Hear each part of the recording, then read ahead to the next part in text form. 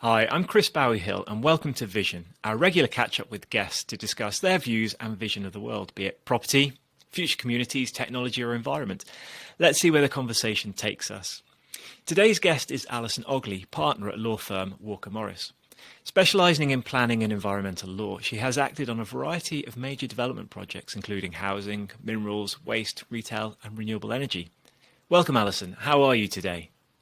I'm very well, thanks, Chris. Yeah, keeping it real, as it were, here in Leeds, in the north of the country, and just looking out the window, wondering whether or not it's actually going to throw it down anytime soon. In terms of the work you're doing at the moment, just for context, could you just give us a quick kind of overview? Yeah, absolutely. So, I mean, I'm a partner in the planning and environment team at Walker Morris. So, I tend to work for developer-based clients, dealing with planning appeals for all sorts of different developments. So, anything from house building, residential to commercial, retail. I do a lot in the waste sector and energy sector as well. And then on the environmental side, again, all sorts of manner of things. So anything from dealing with environmental prosecutions and regulatory issues to, doing due diligence on property or corporate deals. Dealing with really techie issues like end of waste, which if you don't work in that area, no one would ever know what it is. But so it's a whole broad range really. And to be honest, I mean, I came into the area that I work in by a complete fluke, to be honest, when I was a very junior lawyer, and I couldn't be happier with where I've ended up because part of what I really love about it is the range and the breadth of the different things to get involved in and be kept occupied by. Because I think I've got one of those brains that if it's not kept busy, then quite frankly, it just runs off and does things that you don't want it to. So it needs to be fully occupied. That's fair enough. Just on that end of waste point, I mean, that's really interesting. You say, unless you're involved in it, the world of circular economy is so pressing, and waste is kind of one of those real challenges. We are just such big consumers of everything. And we talk so much about net zero, and it's good. Don't get me wrong. We talk about net zero carbon because the carbon is the manifestation of all of our consumption, but fundamentally our issue is consumption, not carbon. The carbon is the byproduct. Now, I'm just interested on that point you make. Unless you're involved in it, you wouldn't know about it, and that's often part of the problem. So, what is the kind of the end of waste piece? What's that about? I mean, it really is very connected to the circular economy point. Something becomes a waste as a matter of law just when it's disposed of. So it doesn't matter whether it still has an economic value. It doesn't matter whether or not it poses an environmental risk. It all comes down to whether or not somebody is disposing of that particular thing or substance at that point in time. And so then it becomes a waste, and then you have all of this extra regulation that you have to deal with. And what that can do is it can impose a financial burden on that particular material that means that it's not economically viable to reuse it. Find a way to recycle it because you've got all of this extra regulation. So, end of waste is basically a recognition that a particular item or substance has become a waste, but it's then got to a point in its life for whatever reason where it's no longer considered a waste. So you can remove all of that additional financial burden and cost. And then you can use it as a recycled or product effectively and get it back on the market so that it can compete with raw materials. I mean, that's the key financially to allow those products to compete with raw materials. And unfortunately, the way things are at the moment, Brexit has had a massive negative impact on that because all of our end of waste processes, laws, policies were all driven by the European Union. And all of the law that came with that, and so now it's a bit of a tricky one. And the Environment Agency at the moment are lagging behind in terms of being able to keep up. And again, I think what's fascinating about just the term waste, it kind of it's got such an implication that actually it has no use anymore. And again, circular economy, it's not that it has no use. It's just the thing you designed it for has now completed and it's now into the next phase of its life. I mean, go back to my grandparents' generation, and the make do and mend approach, and I think I've always been a little bit like that in my personal life. And we do need to tackle those cultural tendencies as well to just go and get something new. I think we've all got a responsibility to ask ourselves that question: do I really need it? Um, is it really, should I really be having 60 tops from H&M or whatever it is? I mean, obviously clothing and textiles is a massive contributor to emissions and the use of raw materials across the globe. So we have a personal responsibility as well, but I do think that we need the government to think very carefully about the obstacles that are currently in the way, because to be able to do that at the moment, and I'm not saying this is necessarily wrong, but they will need an environmental permit because they will be dealing with waste until it gets to a point where it's been either recycled or recovered so that it obtains that end of waste status. Um, but until you've got some clarity, a better clarity on what that end of use status looks like, and have confidence that you're going to be able to get there so that you can then put that product back on the market and compete with those raw materials. How do you and I affect change in that regard then? Because you talk about the legislation needing to change. How can our viewership and you and I and producer Harry, what can we do today, tomorrow? Do you think is the control in our hands?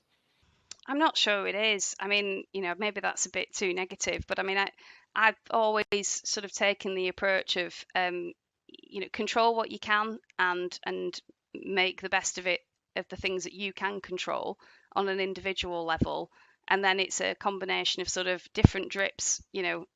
Fill the glass up in due course. It might not be the fastest way of getting there. But I think we can all question ourselves on what it is that we are buying. Vote with your feet.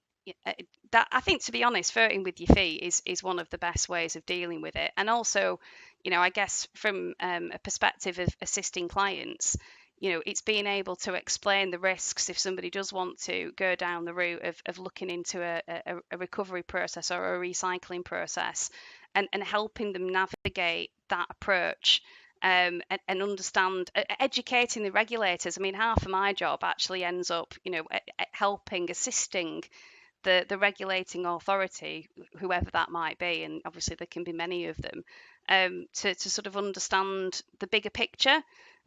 So I think that's one thing that we can all do as well, is try and remember, there is always a bigger picture out there. So if we are talking about net zero, let's try not to be blinkered about it. Let's try to remember that, for example, we shouldn't be making scapegoats out of airlines, because it won't be that long until there is a replacement for jet fuel that's actually quite sustainable. And so it's just, I think we can all be a bit more open-minded. We can all be positive. But my view as well, I think engineers will save the world. I mean, that's I genuinely, it won't be lawyers, it'll be engineers, because there's always a solution. That's one of the things I love about engineers. There's always a solution to a problem. And that creativity, and having that hope and positive outlook, I think we can all sort of embody that, really. Yeah, as I say, I guess there are two approaches to how we save the world, isn't there? There's the behavioral change where we all stop consuming, um, or we engineer a more efficient way of consuming in a circular kind of way. Is it going to be one or the other? Well, it's likely to be a blend of two, but yeah, I guess my view on things is it's probably going to be slightly more engineering led, because fundamentally we don't really like compromise, do we? No, I mean, and I think we've become so used to the immediacy, of what we can get hold of. It's very difficult to step back from that. I mean, and I do think to some extent it's a bit of a generational thing. I mean, I was still, when I was a kid, you still had to choose. Do I get one CD, or do I get, which one do I pick? I'm only allowed one. My mum says I can't have any more than that. And now, you've just got live streaming, and you can get what you want on YouTube, and half the time you don't have to pay for it. So I think it's very difficult to sort of row that back. And I'm not sure that we should, because actually there are lots of positive things that you would lose if you did. So I think it's about being smarter. Definitely for me, I think there'll be obviously a combination of the two. I think some people will look to restrict their own consumption. I don't like shopping for clothes anyway. It's not really something that I get a lot of joy out of. So I guess it comes naturally to me to just go, well, actually, I don't really need yet another pair of jeans or whatever. But if you get pleasure from that, then it's understandable, isn't it? And it's about making those facilities available, and we're seeing it a lot more now, where there is a market establishing in sort of secondhand clothes that's online, and it's the Vinted apps and all those sorts of things, to make all of that a lot more achievable and sort of less, for want of a better word, scruffy. I mean, I used to love going to flea markets and stuff as a kid. I mean, secondhand markets were my happy place, but it's not for everyone. And so I think, and obviously then if you have to actually physically go somewhere, that can be a barrier as well, particularly when everyone's locked down. So the idea of that sort of turning into an online functionality so people can swap things, well, I mean, fantastic. That's certainly going to go a long way, isn't it? It's interesting again, isn't it? It's changing the perception from, the kind of, I bought it from a charity shop. It's almost sounds slightly second rate, if that, or maybe that's my perception of it. Yeah. Or, oh, I got it on Vinted. Oh, it's cool. I like that. And it suddenly goes from, as I say, second rate to actually quite chic. One of the questions I wanted to ask actually was about, you initially came into the legal profession as a solicitor and then went to the bar and then went back to solicitor. Is that right? Whilst I was at Walker Morris as a junior, if you like, I was getting advocacy experience as kind of like the second in command, if you like. So supporting counsel, junior counsel, alongside a more senior advocate. I wasn't getting as much advocacy hands-on as I would have liked in an ideal world. And I also, I mean, the fact that I managed to kind of deal with that for 8 years is quite unusual, because I'm quite well known for not having an awful lot of patience. Just on the advocacy piece, could you describe what that is and how that's different to a lots of the other legal work? Basically, you are the person who is presenting the case on behalf of your client to a tribunal or a court or another decision maker. So you are front and centre, doing all of that sort of verbal presentation and marshalling the case and cross-examining if it's a planning inquiry, or making submissions if it's in the High Court or Magistrates Court or Tribunal or whatever it might be. So it's quite a different skill set to being a solicitor where you don't do any of that contentious advocacy work. So, a lot of the time, a lot of solicitors will instruct a barrister to do that work rather than do it themselves. Even if they deal with litigation, they might not necessarily do their own advocacy work. So it's quite different. You weren't getting as much of that advocacy work kind of in those initial days at Walker Morris that perhaps you might have wanted. Yeah, exactly. I mean, I'd had a lot, but it wasn't, for me, it wasn't quite enough. And I'd already done what's called your higher rights of audience. So as a solicitor now, it's been like this for a while, to be honest, you could get your higher rights of advocacy qualifications, which means that you could go and do high court work in the same way as barrister. You're just an advocate, a solicitor advocate, rather than a barrister. So I'd always known that that's sort of the route I wanted to go down. And the advocacy that my team were doing when I was more junior was all really planning inquiry based. It wasn't high court work. It wasn't really something that at the time a lot of solicitors were doing. That was really very much barristers preserve. And it still is, actually, I think, in to a significant extent. So I saw an opportunity. I think I was also attracted to the idea of being self-employed.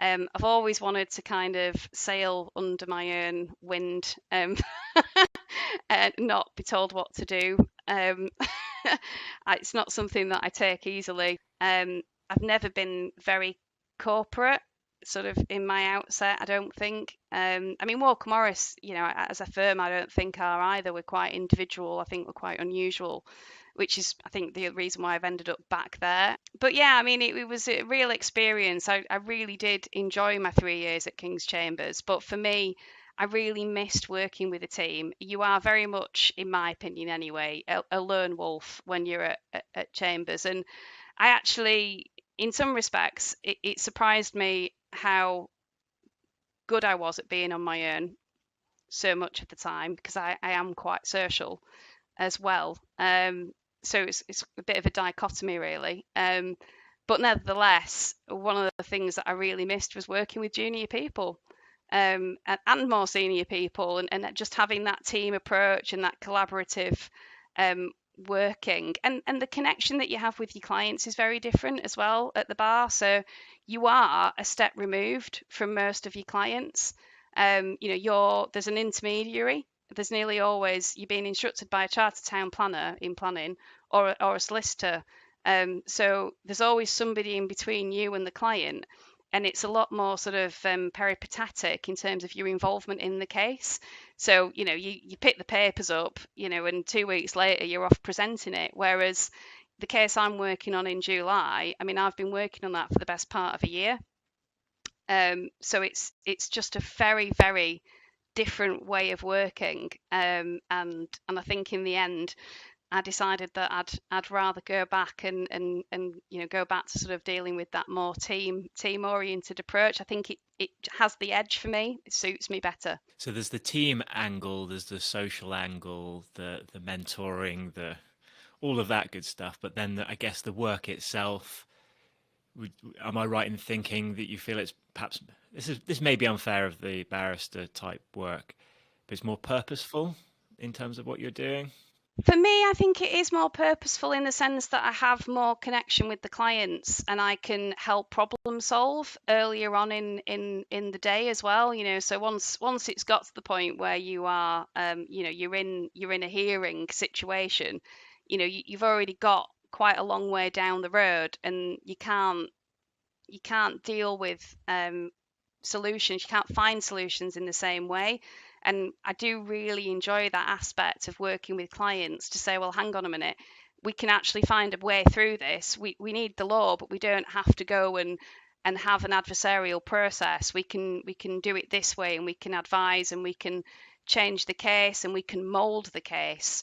In a way that you don't have that opportunity if you just brought in at the tail end.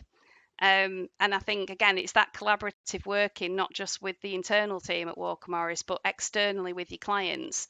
For me, understanding their businesses, having that broader understanding of industry, even, I think you do get more access to that personally, than you do when you're a barrister. Let's cast our minds forward through to your retirement do.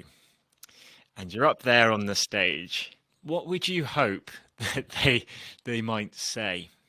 Well, I would hope that they would say that I have helped build a team that is at the top of its game, on both the planning and the environmental side of the business. We're already a strong team, but I'd like to, take it to another level, and make us even stronger. And one of the areas that I've been working on since I came back to Walker Morris is that sort of visibility, if you like, the awareness of that environmental dimension of the practice, which we hadn't been doing quite as much of. So I'd like to say, someone to be saying, well, actually, she's done really well, and she's really helped build that particular side of the business. And now we're regarded as one of the best law firms in that area, as well as in planning, because the two do sit very closely together. I guess the other thing, it would just be nice to know that I'd helped helped my clients, and helped my team, and helped them become better, helped them grow, help them achieve the things that they want to achieve.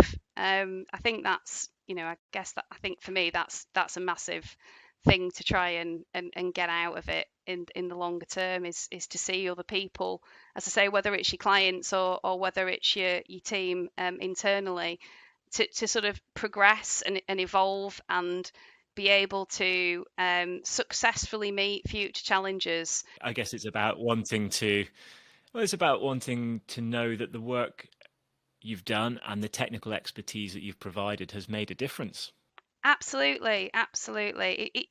I think most people want to do something that matters, and matters in the long term because it's not just about you. That's why I think a lot of the pleasure I get out of my job is about making sure that others are supported and that they can develop in the way that they want to, whether that's, as I say, your own team or your clients. That's what you're there to facilitate. And I think I'd love someone to say something like, oh well, do you know what, she knew she wasn't going to be able to advise on this, but because she is so well connected, she was able to introduce me to a person who could provide the right support and the right answer. And she connected the dots for me and made the introduction, because I think, again, that's a lot of what my job is about, is actually just facilitating connections. Whether I get something directly out of it or not in terms of my own, fees, that's not what it's about. It's about trying to solve problems. It's what it really boils down to: solving problems. And as you say, if you can solve a problem for a client, then it matters. Well, Alison, listen, it's been a really, really enjoyable session. And so, yeah, a huge thank you from me and Hydrock for your time today.